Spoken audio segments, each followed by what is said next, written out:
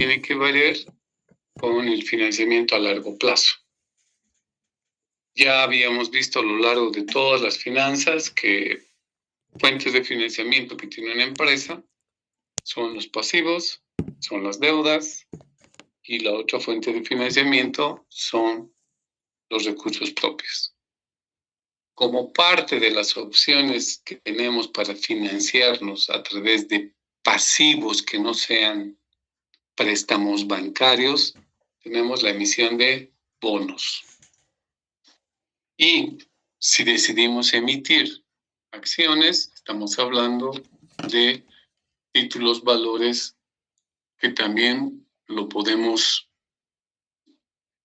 comercializar, poner a la venta a través del mercado de valores y que nos permite inyectar dinero a la empresa, ¿no? Entonces, sobre estos dos aspectos vamos a platicar hoy. La emisión de títulos valores como fuentes de financiamiento de largo plazo.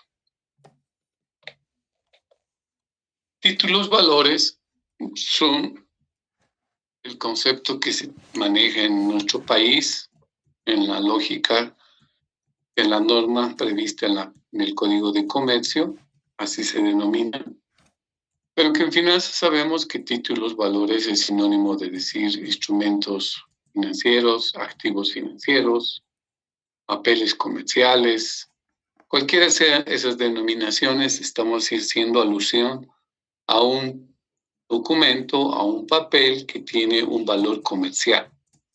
Y ese valor comercial se lo traduce, se lo refleja en lo que llamamos y conocemos como el como el mercado de valores. Y que en nuestro país, como en cualquier otro, pues tiene su propio mercado de valores donde se operan y se compran y venden estos llamados papeles comerciales, estos llamados títulos valores, estos llamados activos financieros. La norma boliviana define al título.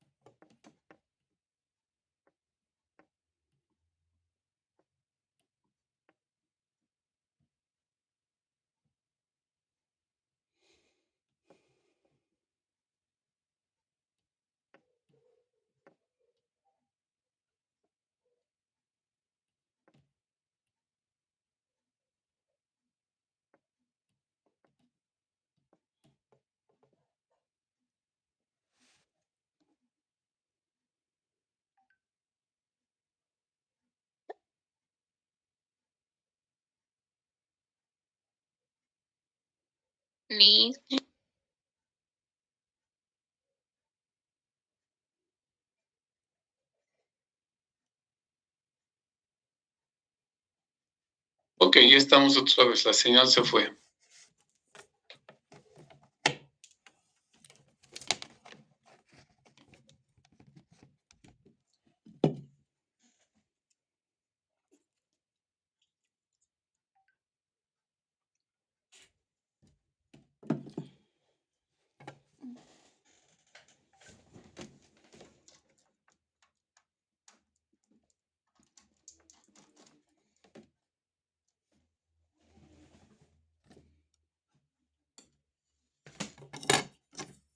Bien, estábamos señalando de que conforme a la norma boliviana, reflejada en el Código de Comercio, los títulos valores tienen que cumplir ciertos requisitos para que puedan ser válidos en el medio.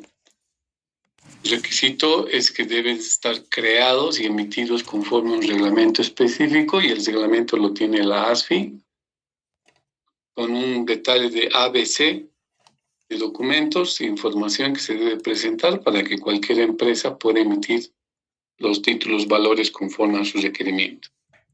En el mismo título valor se debe identificar a qué empresa pertenece, es decir, el nombre de la empresa emisora. Debe ser objeto de oferta pública autorizada por la instancia reguladora. Hace años, la instancia reguladora era la Superintendencia de Pensiones, Valores y Seguros. Así está redactado en el Código de Comercio. Obviamente, esta autoridad ya ha sido cambiada en cuanto a su nombre, pero obviamente las funciones y competencias siguen siendo las mismas. El título valor que se vaya a emitir significa que debe reflejar la formalización de una obligación que asume la empresa que está emitiendo valores en relación a la persona que compra el título valor, ¿no? Entonces es un compromiso, es una deuda que se contrae a través de la compra de este título valor y que el titular de ese compromiso es la empresa emisora. Más allá del tema normativo, tenemos distintas formas de clasificar estos papeles comerciales, estos títulos valores. Una manera de clasificar a los mismos es desde el punto de vista de lo que representan. En ese sentido, tenemos títulos valores de participación cuando el papel comercial que ustedes tienen en su poder, cuando el título valor que tienen en sus manos, representa ser partícipes de la empresa. Es el ejemplo más claro, son las acciones. Cuando ustedes se compran una acción, la acción es un título valor. Pero cuando se compran una acción, ustedes son dueños de una parte de la empresa. Y al ser dueños de una parte de la empresa, tienen derechos y obligaciones. Forman parte de las decisiones que toma la empresa. No son acreedores, no son terceros. Los accionistas son personas inversionistas, dueñas de un pedacito de la empresa, y ese derecho propietario de la empresa está reflejado en un título valor que se llama acción. Entonces hay títulos valores de orden participativo, se dice. Esa es la primera forma de clasificar. Bajo este mismo criterio, existen también títulos valores que no representan una participación, sino representan ser acreedores, ser ustedes, la empresa viene a ser la deudora de ustedes. Estamos hablando, por ejemplo, del tema de los bonos. Cuando la empresa emite bonos, su registro contable lo hace en el pasivo no corriente, como deuda de largo plazo. Y el que compra un bono no forma parte de la empresa. Es un acreedor de la empresa. Es alguien que le va a cobrar a la empresa por la plata que le está prestando. Entonces, este es un título valor que no es participativo, pero sí es de índole crediticio. Micrófono se ha habilitado, por favor, lo pueden silenciar. Gracias. Entonces, siguiendo con la clasificación de los títulos valores por la forma en que se presentan, entonces tenemos títulos valores de orden participativo y de orden crediticio. Si es participativo, significa que formamos parte de los inversionistas en la empresa. En cambio, si es de orden crediticio, significa que es un pasivo para la empresa ese título valor. También pueden darse títulos valores que representan ciertos activos, como son los inventarios. Es el caso, por ejemplo, de los bonos Warrant. Los bonos Warrant significa que hay un inventario que tiene una empresa y por cuenta de este inventario, una sociedad titularizadora procede a emitir bonos sustentados, garantizados en ese inventario. Estos títulos valores que son o que tienen una representación o equivalencia en mercadería, pues son bastante apetecidos en el mercado porque tienen un respaldo objetivo, tienen un respaldo palpable. Y se denominan títulos valores representativos de mercadería porque precisamente al estar sustentados en un inventario o también puede ser en un activo, en un conjunto de activos fijos, tienen un seguro, tienen una garantía del cumplimiento de sus obligaciones, ¿no? Entonces, esta es una primera clasificación que ustedes pueden encontrar en los mercados de valores respecto a estos activos financieros, respecto a estos documentos con valor comercial o llamados también títulos valores. Una segunda forma de clasificar a los mismos títulos valores es conforme a su expedición, a la manera en que se expiden. Hay títulos valores que se denominan nominativos,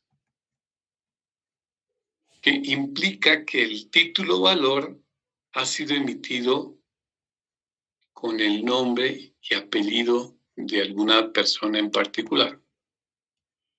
Y por lo tanto, los registros que tiene la empresa tiene una información muy precisa de, por ejemplo, si alguien ha comprado una acción, quién es el dueño de esa acción. Y lo tiene registrado en sus libros la empresa. Por eso se dice que estos títulos valores son nominativos porque los dueños, los beneficiarios de la compra de estos títulos valores tienen su nombre y apellido. Ahora, como todo título valor, obviamente se lo puede volver a revender. Es decir, en el mismo mercado de valores, el bono que yo me compré hace 2 meses, lo puedo volver a ir a vender para que otra persona me lo compre y sea el beneficiario. Sí, y se lo puede hacer N veces. ¿Hasta cuándo? Hasta el momento en que venza el documento, hasta el momento en que termine su vigencia el título valor. Pero en el caso de los títulos valores nominativos, hay que hacer un paso previo cuando se pasa el derecho propietario a otra persona. Como está a mi nombre, digamos, el bono que compré, si yo lo llego a vender el bono a otra persona, debo proceder a hacer el respectivo endoso, que es como los cheques, ¿no? Colocamos nuestros datos y a través de la firma y datos personales que colocamos al reverso de un cheque, puede ser cobrado este cheque por otra persona.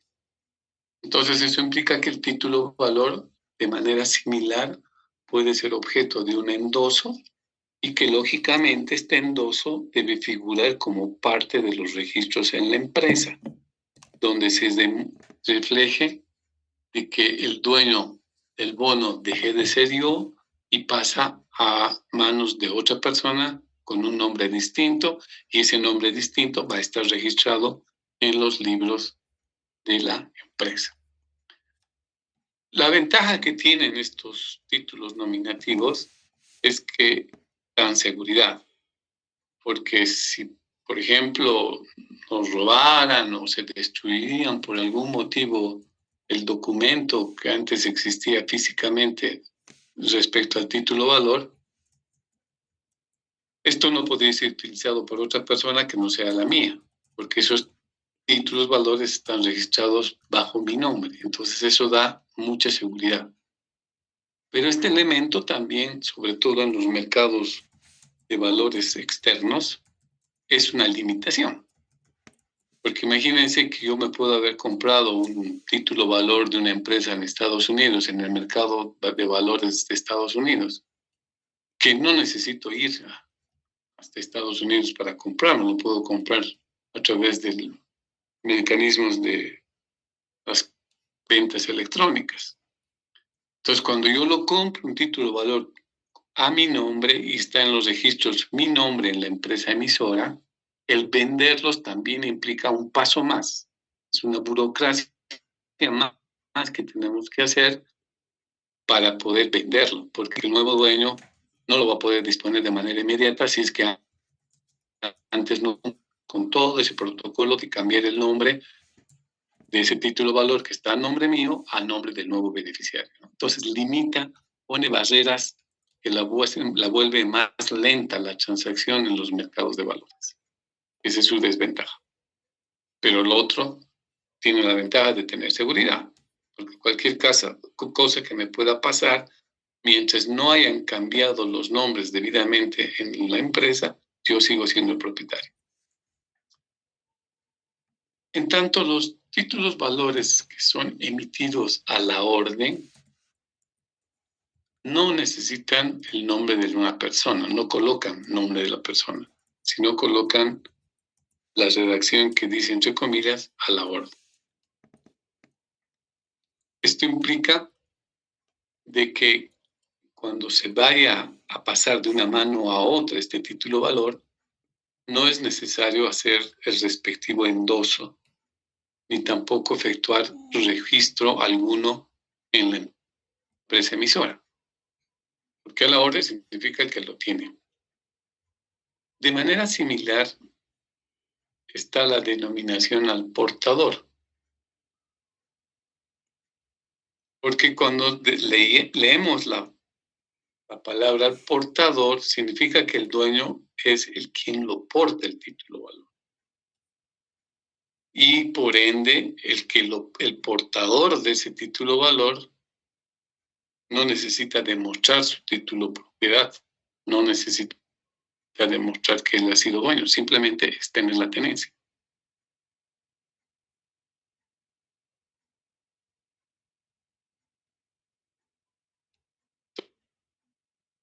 Que vender, vamos a hacer un protocolo de transferencia, simplemente cambiar la propiedad en cuanto a la tenencia del título valor. Hoy por hoy, en el país ya están totalmente desmaterializados los títulos valores, es decir, que hay una entidad, que es la entidad de depósitos de valores, donde ahí en sus sistemas, en sus bases de datos, están todos los títulos valores que han sido emitidos por las empresas, con sus respectivas vigencias, con sus respectivas fechas de cobro de intereses en el caso de bonos, la información que deriva la misma, etc. Una tercera manera de clasificar los títulos valores es desde el punto de vista de su rentabilidad. Y entonces hablamos de títulos valores, de instrumentos financieros, de pasivos, de activos financieros que tienen una rentabilidad variable. Significa que lo que ganan estos títulos valores están en función a una determinada variable que normalmente son las utilidades, ¿no? Por ende,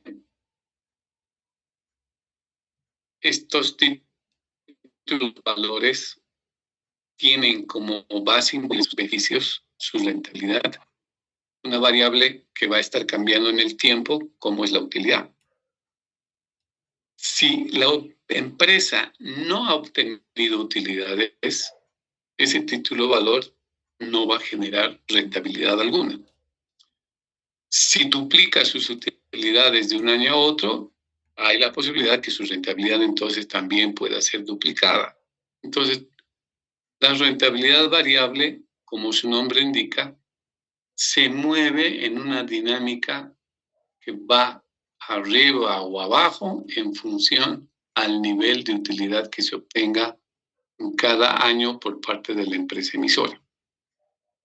Esto implica que pueden haber mayores ganancias, sí. 2, que implica que hay mayor riesgo, también, porque como está sujeta a que pueda o ganar la empresa y la empresa está sujeta, por ejemplo, en nuestro medio, las utilidades de nuestras empresas bolivianas están sujetas a toda esta cantidad y vorágines de medidas que se van tomando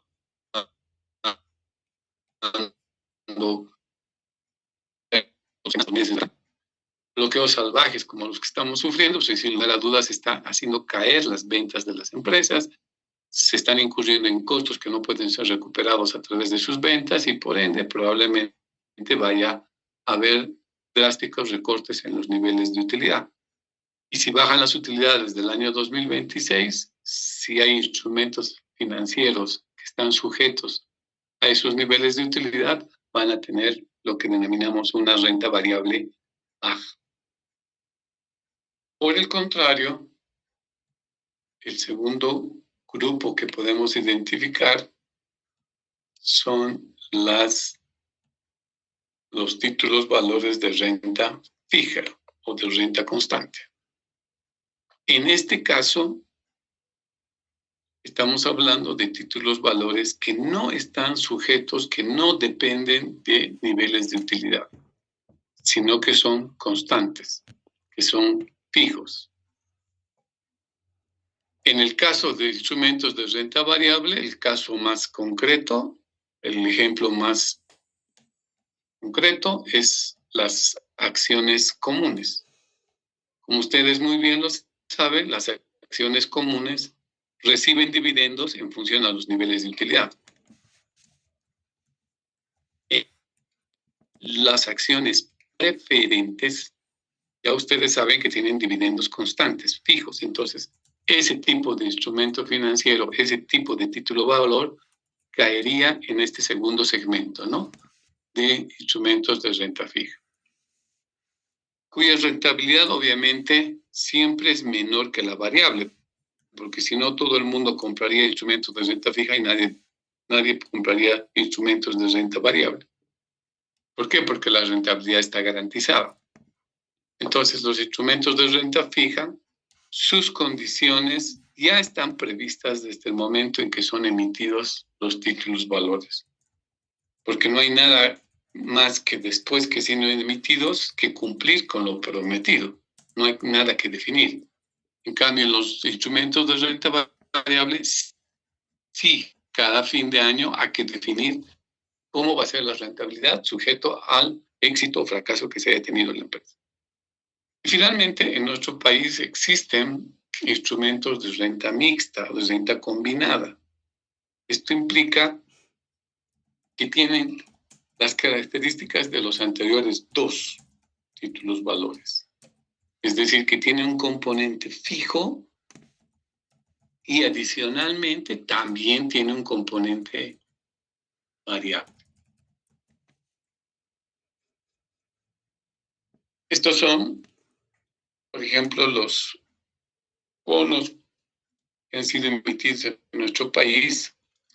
Han emitido bonos que tienen un componente fijo, es decir, están derivando o están generando una tasa de interés en forma periódica, pero además prometen un porcentaje sobre el nivel de la utilidad, ¿no? Entonces, están trabajando con una combinación de los anteriores dos instrumentos, donde el inversionista no asume plenamente el riesgo, sino que tiene una franja reducida, pero sí constante, de renta fija, y sobre esa renta fija adicionalmente tiene un premio en función al nivel de la utilidad. Entonces, esta es una interesante combinación que hace que los inversionistas no entren a un esquema de blanco y negro, o es variable o es fijo, sino que se puedan beneficiar con un esquema que componga los anteriores dos.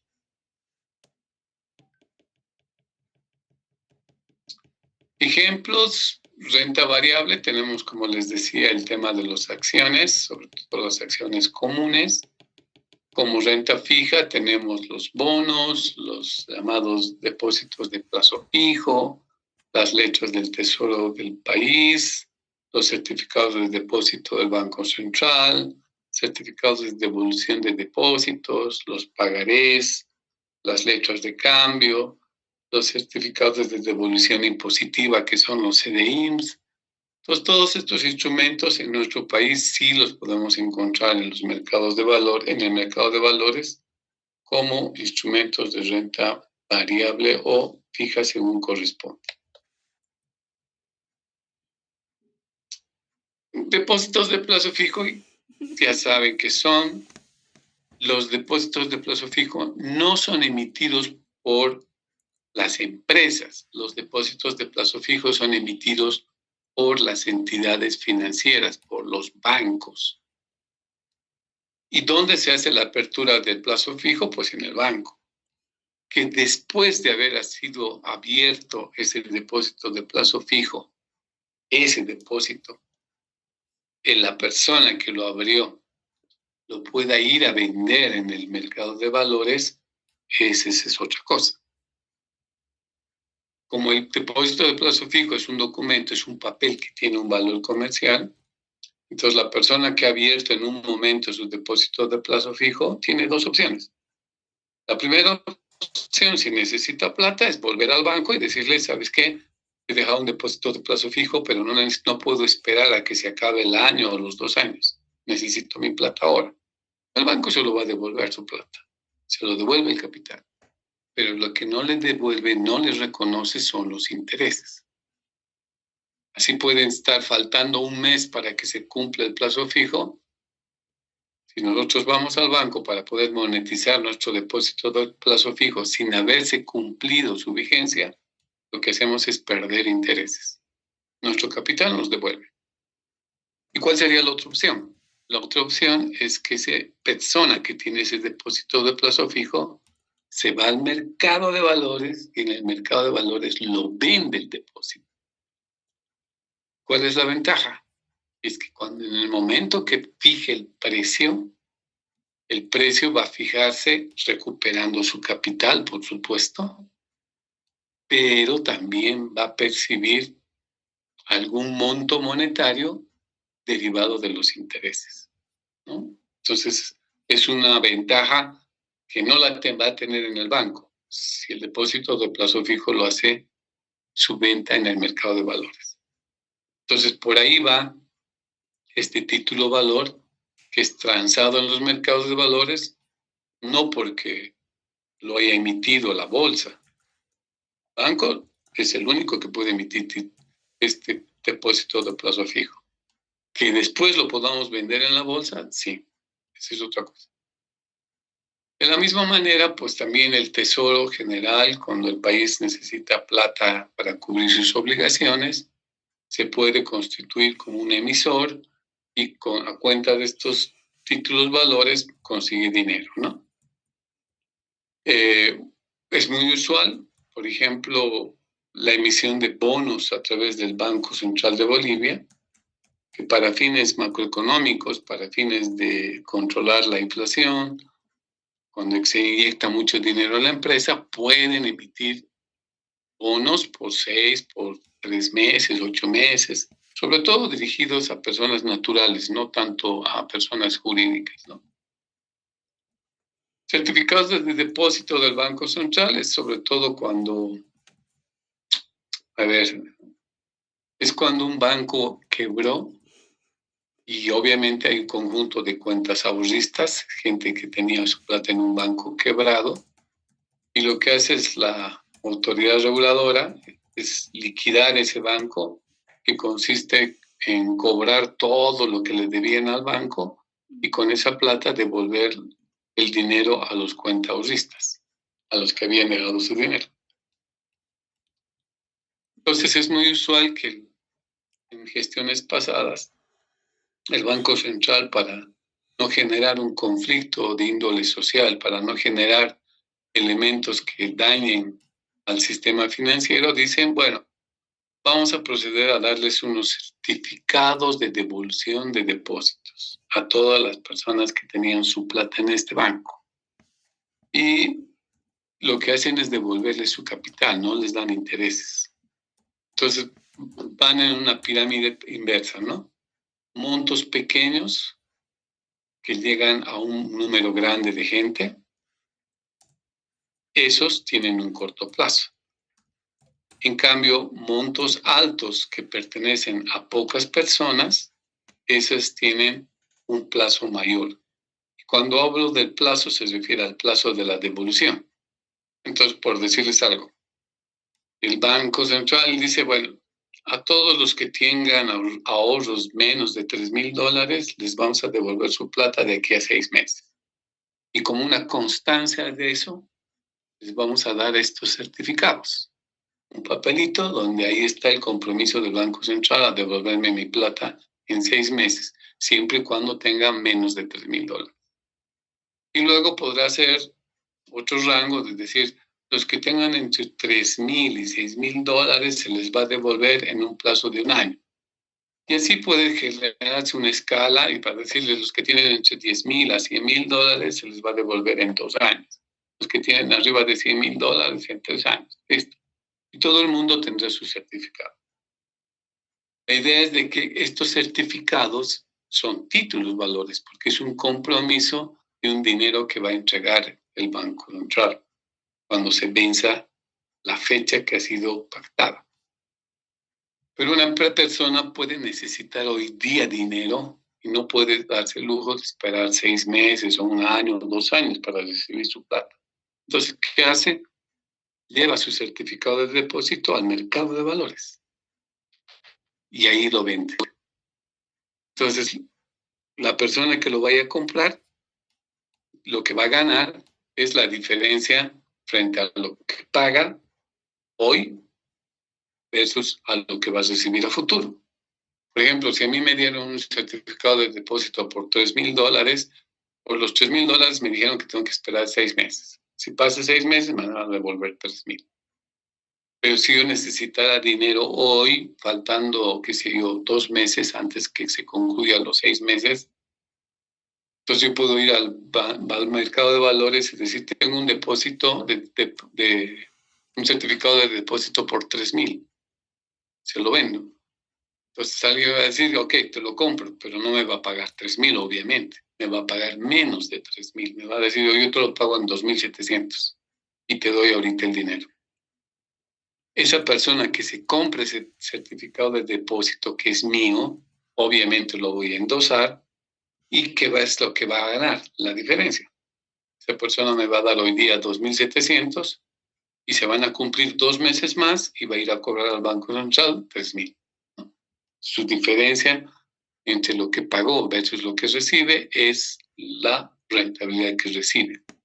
Entonces, estos certificados no es que tampoco la Bolsa Boliviana de Valores va a emitir, no tiene nada que ver.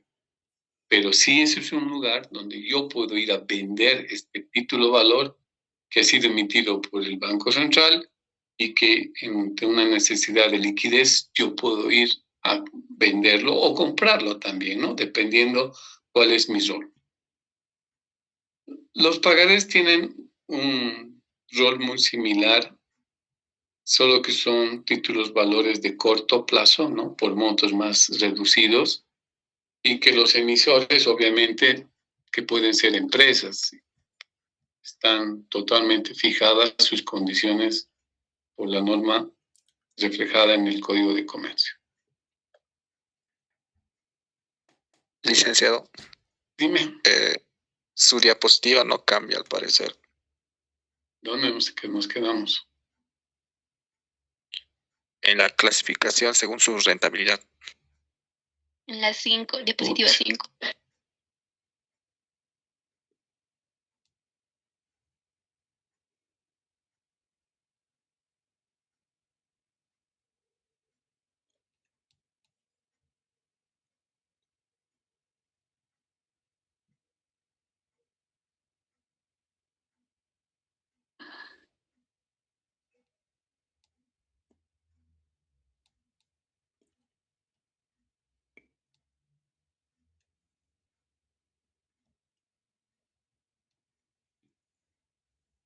¿Qué están viendo? Ahora sí se cambia. ¿La clasificación por la rentabilidad? Sí. Ok, ahora... La siguiente. ¿Cambió? Ahí. ¿Sí cambió? Sí cambió. Sí. Bueno, esto es lo que me escucharon, pero no lo vieron, ¿no? Los ejemplos de títulos valores de renta fija y de renta variable y los otros títulos valores que explicábamos también, que existen en la Bolsa Boliviana de Valores en nuestro país. Ok.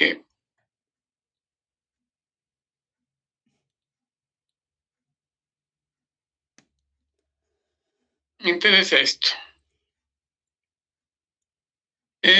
Normalmente a los inversionistas, a la gente que tiene plata y desea hacer ganar más por esa plata, obtener beneficios por ese dinero,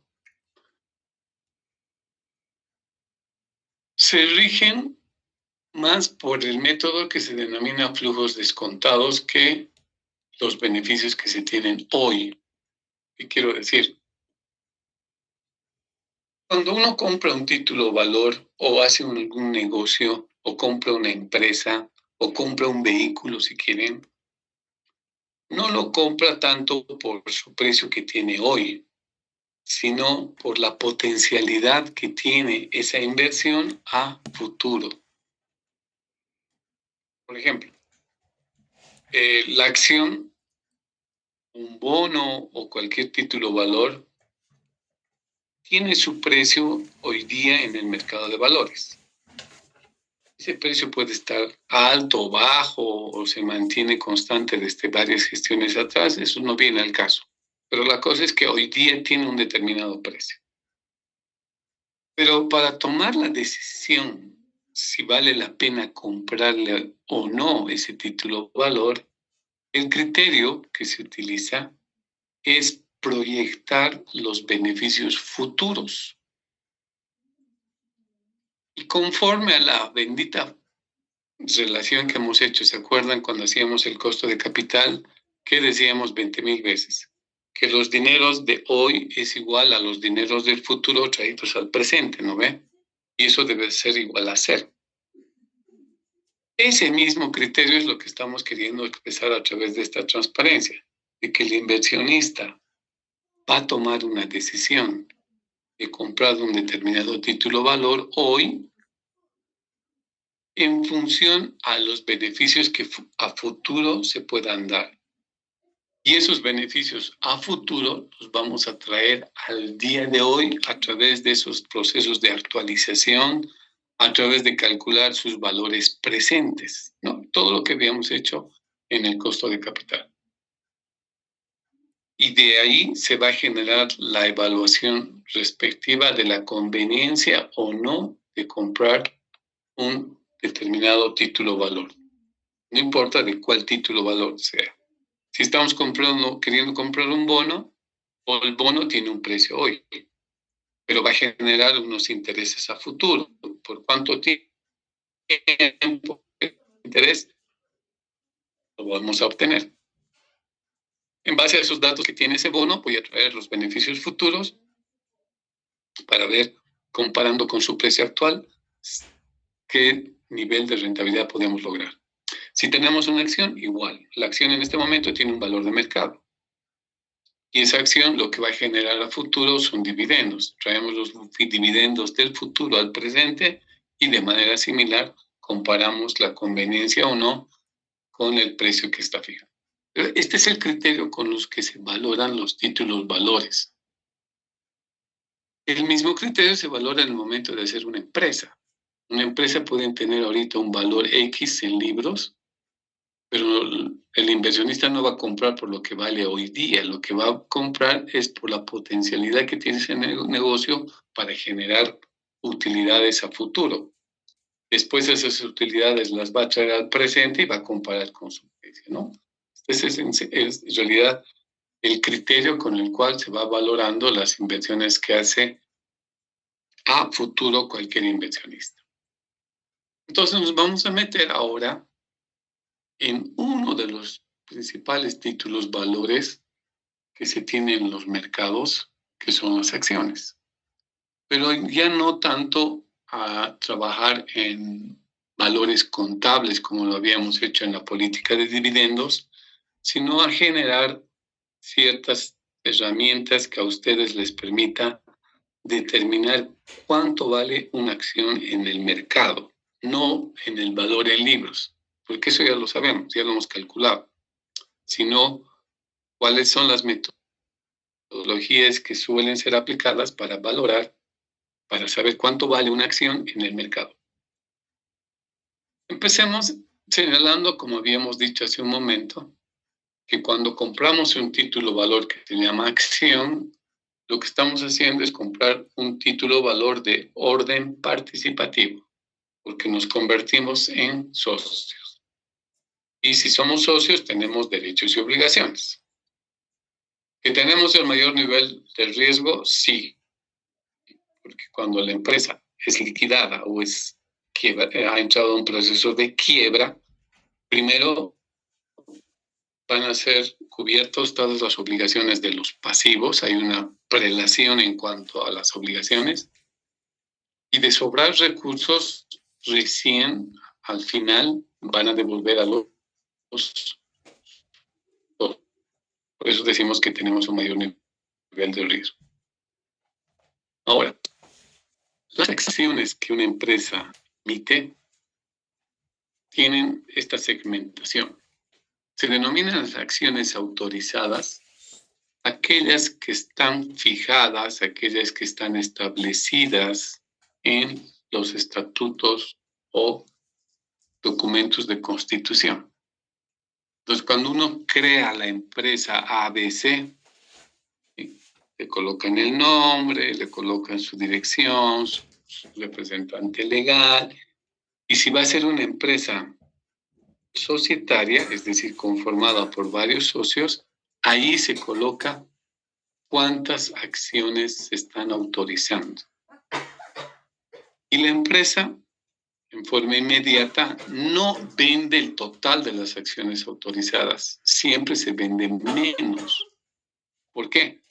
Porque más adelante, de aquí a 4, 5, 10 años, puede tener necesidad de más dinero y la empresa, conforme a su estatuto, va a tener márgenes para poder vender más acciones. Lo contrario es que si, por ejemplo, el estatuto dice se van a emitir 10,000 acciones y la empresa emite y las vende las 10,000 acciones, cuando necesite otra inyección de capital, cuando quiera nuevamente emitir más acciones, va a tener que entrar a modificar sus estatutos. O sea, es una burocracia que primero debe salvar para ampliar el número de acciones autorizadas y poder recién emitir para vender más acciones al mercado. En cambio, si no las vende todas las acciones autorizadas, sino solamente una parte, esto le permite de que más adelante, cuando la empresa requiera más recursos financieros, requiera inyectar nuevos recursos, pueda echar mano a esas acciones que están autorizadas, pero que no han sido vendidas, ¿no? El segundo componente son las acciones denominadas en circulación. ¿Cuáles son estas? Son aquellas acciones que obviamente han sido autorizadas y que han sido vendidas. Entonces, obviamente tienen que tener las autorizaciones respectivas y además haber sido puestas a la venta en el mercado de valores. A estas denominamos acciones en circulación. Las acciones en tesorería significa cuando la empresa ha comprado sus propias acciones. Sus acciones están en circulación, es decir, han sido vendidas, ¿no es cierto? Entonces, la empresa, como parte de su estrategia de mejora del financiamiento, de recuperar el control administrativo de la empresa, puede tomar la decisión de comprar sus propias acciones. Y ahorita vemos qué gana, cuál es la ventaja. Entonces, estas acciones que están en circulación, que alguien les está agarrando, y si se las ponen a la venta, si la empresa tiene dinero, puede tomar la decisión de decir, bueno, las voy a comprar mis propias acciones. Estas acciones, al comprarse, la misma empresa, las guardan, en pocas palabras, en la tesorería, en la caja fuerte. Por eso se llama acciones en tesorería. ¿Cuál es la ventaja? La ventaja es de que si, por ejemplo, antes teníamos 1.000 acciones que se habían vendido y que están circulando en el mercado, cuando yo genero un nivel de utilidad, supongamos que ganamos $300,000 y voy a repartir dividendos. Toda la utilidad la voy a repartir en dividendos. Entonces, los 300,000 voy a vender entre las 10,000 acciones. Voy a repartir dividendos de 300,000, que es la utilidad, entre los 10,000 accionistas, ¿no? Cuando yo compro las acciones y las coloco en tesorería, ya no tengo en circulación 10,000 acciones. Puede ser que haya comprado 2,000 y por lo tanto las que están circulando solamente son 8,000 y 2,000 están guardadas en tesorería. ¿Cuál es la ventaja? De que en ese caso la utilidad que alcanzó a $300,000 ya no divido entre 10,000 acciones, sino divido solamente entre las acciones que se encuentran en circulación, que sería 300,000 dividido entre 8,000. ¿Qué va a dar como resultado? Su cociente, su resultado matemático, es que va a decirnos que tenemos un dividendo mucho más alto que si hubiéramos dividido entre 10,000. Dividir entre 8,000 da un resultado más amplio, da un resultado mayor que dividir 300,000 entre 10,000.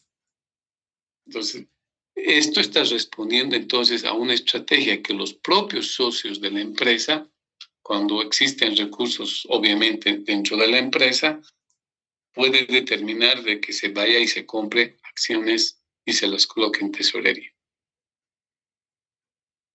Las acciones emitidas no vienen a ser otra cosa que las acciones, la sumatoria de las acciones en circulación y las acciones en tesorería.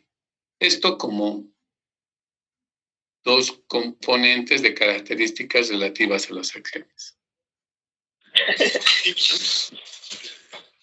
Otro aspecto que también ya ustedes conocen a esta altura de la materia es los tipos de acciones que existen. No, las acciones y las acciones comunes ordinarias. Esto ustedes ya lo conocen. Pero lo que nos interesa es ahora diferenciar estos tres tipos de valores que pueden asumir las acciones. Estamos hablando del valor nominal de la acción, del valor en libros de la acción y del valor de mercado de la acción. Todas se refieren a la acción, pero con distintos criterios para su valoración. Cuando hablamos de valor nominal de la acción, estamos haciendo referencia, chicos, al precio con el cual han sido emitidas las acciones por parte de la empresa emisora.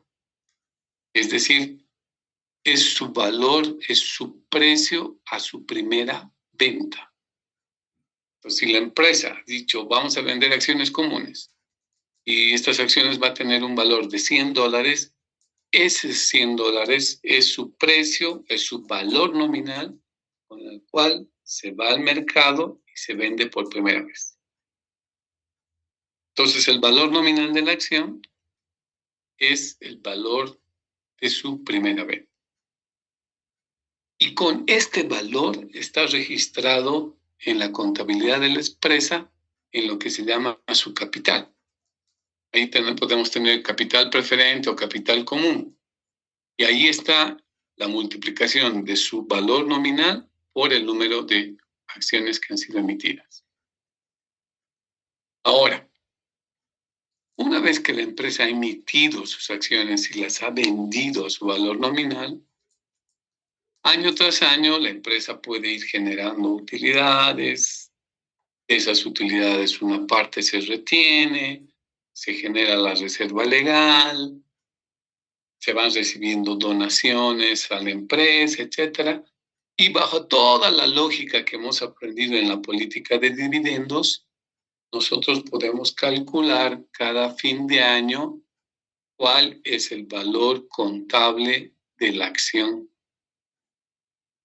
este valor contable podrá subir o podrá bajar en relación al valor nominal. Todo depende de qué. Si la empresa ha venido acumulando pérdidas, su valor en libros, su valor en contabilidad va a ser menor al valor nominal. Y por el contrario, si la empresa ha venido acumulando utilidades, esas utilidades al haberse reinvertido en la propia empresa, hacen que su valor en libros contables vaya subiendo a través del tiempo. Por ende, el valor nominal solo es igual al valor en libros en el momento de su primera venta. Después, el valor en libros puede ser mayor o puede ser menor dependiendo de los resultados de gestión que se logre cada año, de la acumulación de estos resultados en la empresa, si son reinvertidos o no. Y eso ya lo sabemos sacar. Ya con la política de dividendos hemos aprendido a sacar el valor de la acción en libros. ¿Se acuerdan? Al principio y al final, y de ahí sacamos la ganancia de capital. En tanto que el valor de mercado aquí es mucho más complicado, porque en el mercado, ¿quién fija el precio de un título valor cualquiera, en este caso de las acciones? Es el propio mercado. El propio mercado, a través de esas fuerzas invisibles que es la correlación de las fuerzas de la oferta y la demanda, harán que el valor de una acción pueda subir o pueda bajar o pueda mantenerse en el tiempo. Como los mercados de valores son mercados que representan sistemas totalmente abiertos, significa que están sujetos a un conjunto de factores exógenos a la empresa y también endógenos que hacen que su precio de su acción pueda oscilar en el tiempo, pueda mantenerse en el tiempo, pueda subir o bajar. Todo depende de esos factores. Habrán factores que le lanzan al mercado y hacen que el precio de la acción suba. O también habrán factores negativos que le afectan a la empresa que hacen que su acción baje, ¿no? Entonces, aquí en el valor de mercado, pues confluyen un montón de variables que hacen que el mercado pueda dar valores cada día totalmente dinámicos o pueden ser muy estáticos dependiendo del tipo de empresa que sea, pero lo que queda evidente es que el mercado va a fijar esos niveles de precio que tenga la acción y que pueden estar muy por encima de lo que está en los libros contables o puede estar por debajo de lo que está en libros contables o aproximarse a los libros. Todo puede suceder en el mercado. Hoy día podemos tener valores muy altos y mañana muy bajos. Ahora, por ejemplo, todo el mundo sabemos la crisis que tenemos en la ciudad. Si hablamos de una cosa muy casera, un queso, ahorita ustedes lo están comprando, están vendiendo en 30 a 35 bolivianos. Ese mismo queso, en circunstancias normales, puede tener un valor, qué sé yo, de 20 o 15 bolivianos, ¿no? ¿Qué es lo que está generando que de un momento a otro se haya duplicado el precio? Es el tema de la oferta y la demanda. En la medida que haya mayor demanda y poca oferta, la variable que va a permitir equilibrar es el precio. En cuanto haya más oferta, obviamente el precio va a bajar, ¿no? Pero entonces, así de sencillo es lo que suceda con el valor de mercado, que podrá estar, reitero, muy por encima, muy por debajo o aproximarse mucho a valor en libros. Pero de ninguna manera ustedes piensen que es una obligación que valor en libros o valor en libros contables van a ser sí o sí iguales al valor de mercado. Son totalmente formas de cuantificación.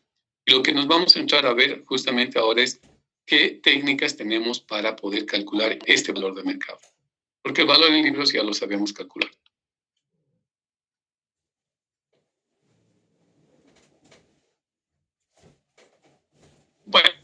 algunas características que está ya, digamos, sobra decir es que de lo que decíamos hace un momento, ¿no? Que los que más riesgo tienen en la empresa son los accionistas frente a los socios con preferentes y peor aún frente a los acreedores. Los acreedores tienen una prelación mucho más prioritaria para que les devuelvan su dinero frente a los accionistas de la empresa. Y por eso es que los accionistas comunes de la empresa son los que toman las decisiones estratégicas de la misma. Por eso es que su costo del dinero llega a ser más, ¿no? Acciones preferentes, eso ya hemos hablado bastante, no tiene sentido volver a hablar. Ya hemos visto cuáles son las ventajas de estas acciones preferentes. Lo que sí entremos a hablar es sobre el criterio de las técnicas que existen para valorizar las acciones a su valor de mercado. Un primer elemento que es fundamental para poder valorizar cuánto es el precio que podría tener una acción en el mercado es respecto a la proyección de los dineros que se van a recibir a futuro. Estamos hablando de flujo de caja. Entonces, ¿qué tipo de entradas y salidas de dinero se van a asociar a la acción que ustedes quieren comprar? Y que en el caso típico de las acciones son los llamados dividendos. Entonces, el mayor desafío es poder cuantificar ese flujo de entrada de dinero que va a derivarse de los dividendos. Sabemos que en el caso de una acción es un título valor que no tiene vigencia. Es decir, no es un periodo finito que dura una acción. El bono sí tiene una duración de 8 años, de 10 años, 15 años. En cambio, la acción no tiene fecha de vencimiento. En teoría, claro, en la práctica puede cerrarse la empresa, puede liquidarse la empresa, puede quebrar la empresa, pues ahí será su fecha de vencimiento. Pero en teoría, la acción es una inversión que no tiene vencimiento. Y el segundo tema que tenemos que tomar en cuenta, y otra vez jalamos, es el costo del dinero, el costo de capital. Porque si vamos a tomar en cuenta que para saber cuánto vale hoy una acción en el mercado, tenemos que cuantificar cuál va a ser el flujo de recursos que va a generarse a futuro, esos dineros están en el futuro. Pero que tenemos herramientas para traer esos dineros del futuro al presente y poder determinar cuánto es ese valor de dineros del futuro traídos al presente.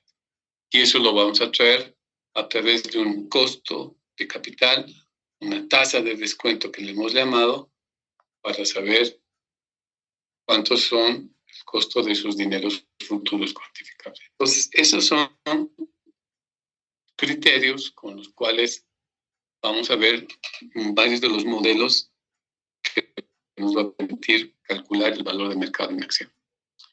Vamos a ver el modelo de dividendos o la llamada ecuación básica, para entender cuál es la lógica. Vamos a entender un modelo donde los dividendos no crecen, por eso decimos modelo de crecimiento cero. Vamos a ver también el modelo de crecimiento constante, donde los dividendos sí crecen, pero ese crecimiento es fijo, tiene una constante como tasa de crecimiento. Un cuarto modelo donde vamos a considerar una tasa de crecimiento variable en el tiempo, ya no fija, sino constante, es decir, dividendos que crecen y que ese crecimiento es distinto. el modelo de descuento de flujo de efectivo libre es un poco va a ser explicado con la ecuación básica que vamos a ver. Finalmente vamos a ver otros métodos, el valor en libros, que ya lo conocemos, que lo hemos aplicado en la política de dividendos, pero no tanto porque si ese valor en libros no me interesa. Lo que necesitamos ahorita es establecer técnicas para calcular el valor de mercado. Pero la lógica del valor en libros nos va a permitir entender cuál es el método del valor a precios de liquidación, es decir, a valores de mercado. Entonces, a partir de la metodología de valores en libros, vamos a colocar un valor de liquidación como un criterio también que nos permita calcular cuánto debería costar una determinada acción en el mercado. El múltiplo de precio y ganancia no es otra cosa que el dividendo por acción, digamos, ¿no? Con la actualización de ese dividendo por acción que se cotiza en bolsa para saber cuánto cuesta una acción en el mercado. Entonces, estos son los componentes que vamos a ir abordando en la siguiente clase, modelo por modelo. Vamos a ver sus formulitas, no es nada del otro mundo, les diré. Con los conocimientos que tenemos de matemáticas financieras, con el criterio que hemos aplicado en el UAC, fácilmente vamos a poder entender cada uno de estos modelos que estamos colocando a consideración y que nos va a permitir, reitero, determinar el valor de mercado que tiene una determinada acción.